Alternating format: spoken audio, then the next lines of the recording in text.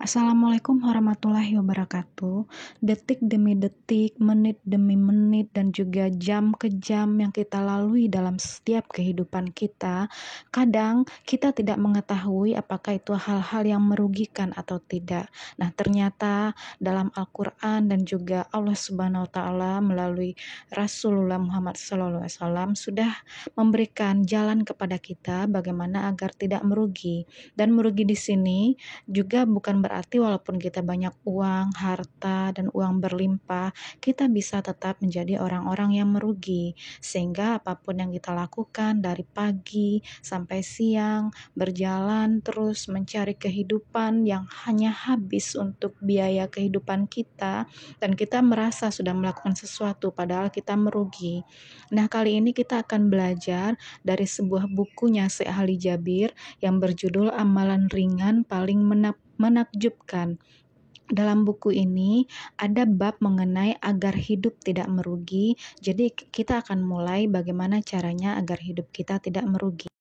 Hidup itu diibaratkan dengan sebuah perjalanan dari waktu ke waktu atau diibaratkan dari suatu tempat ke tempat lain. Jadi kita bisa saja akan merugi karena kita fokus pada perjalanannya dan kenikmatan-kenikmatan yang kita terima. Sehingga kemudian hal itu menjadikan kita lupa bahwa sebenarnya hidup itu adalah persinggahan, bukan sebagai tujuan. Nah, kalau kita sudah menyadari bahwa hidup itu persinggahan, maka kita bisa mulai bagaimana caranya agar tidak merugi.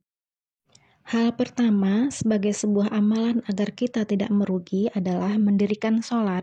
Nah, dalam buku ini dikatakan bahwa yang diperintahkan itu adalah mendirikan sholat, bukan mengerjakan sholat. Jadi sholat itu tidak sekedar kita kerjakan, tapi kita dianjurkan atau diperintahkan untuk mendirikan sholat. Nah, apa bedanya?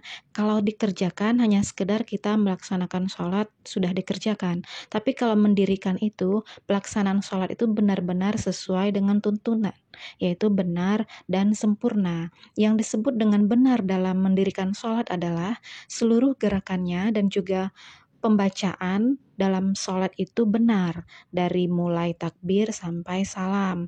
Kemudian sempurna adalah penghayatannya juga benar, optimal, dan dikerjakan dalam seluruh sholat kita.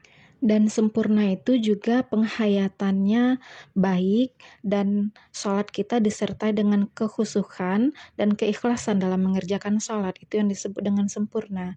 Maka kemudian mendirikan sholat itu adalah benar dan sempurna. Dan ini kita akan dikategorikan tidak merugi.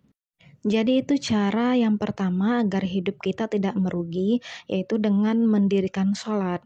Nah, mendirikan sholat sekali lagi berbeda dengan sekedar mengerjakan. Kita harus mendirikan sholat dengan sempurna. Yang kedua, agar hidup kita tidak merugi adalah dengan membaca Al-Quran. Nah, ini langsung melalui firman Allah Subhanahu wa Ta'ala dalam surah Al-Fatir ayat 29-30. Nah, di sana disebutkan bahwa orang-orang yang membaca kitab Allah akan mendapat karunia-Nya dan juga pengampunan, dan Allah itu Maha mensyukuri. Jadi, Allah Subhanahu wa Ta'ala juga mensyukuri orang-orang yang membaca Alkitab, Al-Qur'anul Karim. Itulah yang menyebabkan kita menjadi orang yang tidak merugi. Nah, membaca Al-Quran tentu saja juga disertai dengan penghayatannya. Bagi orang-orang yang tidak bisa berbahasa Arab, tentu disertai dengan membaca juga terjemahannya, sehingga Al-Quran itu menjadi hidup di dalam hati kita. Jadi itu yang disampaikan dalam bukunya Syekh Ali. Membaca Al-Quran itu benar-benar bisa juga mengamalkannya, apa-apa yang kita baca dalam Al-Quran itu. Dan membacanya sendiri sudah merupakan satu pahala yang sangat besar. Jadi setiap huruf, seperti yang sudah teman-teman ketahui semua, ada pahala dan tingkatannya nanti di surga. Di dalam buku ini juga disampaikan orang-orang yang membaca Al-Quran, tingkatan pahalanya di surga juga sesuai dengan bacaan-bacaan Al-Qurannya ketika dia membacanya di dunia.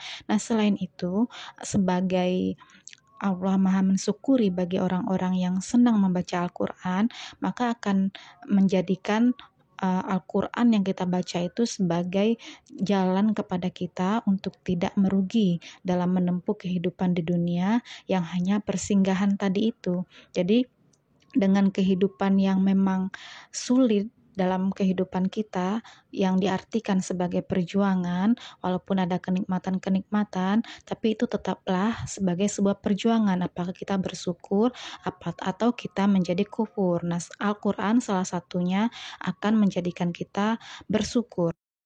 Maka dengan itu kita diharapkan setiap hari membaca Al-Quran, baik pagi ataupun sore, dan terutama di malam hari, sedapatnya kita membaca Al-Quran sebagai bentuk bahwa kita orang-orang yang bersyukur. Selain itu adalah kita juga orang yang tidak akan merugi selama kita tetap membaca Al-Quran. Kemudian yang ketiga, agar kita menjadi orang yang tidak merugi adalah dengan cara bersedekah. Nah, bersedekah ini bagi sebagian orang adalah mengeluarkan hartanya untuk orang lain. Ini yang sedikit keliru, jadi seakan-akan kita merugi. Bahkan kita dianjurkan untuk menabung agar kita bisa menyimpan uang yang akan digunakan untuk masa yang akan datang. Itu benar, tapi sedekah dalam hal ini, dalam yang dianjurkan dalam buku Se'ali dan juga dari banyak buku-buku lainnya, sedekah itulah yang akan menyuburkan harta kita. Kenapa? Karena sedekah itu akan dibalas oleh Allah berlipat ganda dari apa yang kita sedekahkan. Kalau kita hanya menyimpan uang, menabung sendiri, maka itu hanya akan buat kita sendiri. Sementara sedekah adalah harta yang kita berikan kepada orang lain, walaupun banyak ataupun sedikit, maka itu akan bermanfaat buat orang yang menerimanya. Dan kemanfaatan yang kita berikan kepada orang yang menerima sedekah dari kita, itulah yang menjadikan Allah Subhanahu wa Ta'ala membalas dengan berlipat ganda kepada kita selain balasannya di akhirat nanti. Jadi jangan khawatir ketika kita bersedekah. Nah, cara bersedekah yang baik itu menurut Syekh Ali Jabir dalam buku ini, agar kita tidak berlaku sombong, maka memang harus menata hati terlebih dahulu. Apakah sedekah itu akan terang-terangan ataupun sedekah itu dengan cara sembunyi-sembunyi, itu memang tidak ada larangan. Tapi kalau misalnya kita khawatir berlaku sombong dan membangga-banggakan sedekah kita, karena hati itu memang susah dikontrol pada sebagian orang ya, dan juga pada sebagian banyak orang sebenarnya. Maka kalau kita belum mampu menata hati dengan baik, sebaiknya kita bersedekah tanpa diketahui orang lain. Tapi walaupun begitu, sedekah itu bebas saja diketahui ataupun tidak diketahui. Nah, ini amalan ketiga yang membuat kita menjadi orang yang tidak merugi. Jadi pada intinya sedekah kecil ataupun besar akan membuat kita menjadi orang yang tidak merugi. Dan sedapatnya kita bersedekah tiap hari. Dan Syekh Ali juga menganjurkan dalam bukunya, bersedekahlah setelah sholat subuh. Jadi kita boleh keluar atau kita simpan untuk nanti kita sedekahkan setiap pagi. Kita dianjurkan untuk bersedekah.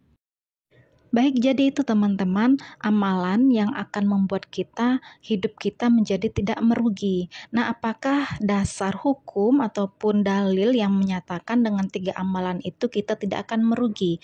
Ada di surat Al-Fatir ayat 29-30 Al-Quranul Karim, bahwa sesungguhnya orang-orang yang selalu membaca kitab Allah dan mendirikan sholat dan menafkahkan sebagian dari rezeki yang kami anugerahkan kepada mereka, dengan diam-diam dan terang-terangan, mereka itu mengharapkan perniagaan yang tidak akan merugi, agar Allah menyempurnakan kepada mereka pahala mereka dan menambah kepada mereka dari karunia-Nya.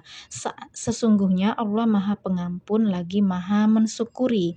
Nah, itu dalil yang menjadikan 3 amalan tadi adalah sesuatu yang akan menyebabkan kita tidak merugi. Semoga bisa diamalkan.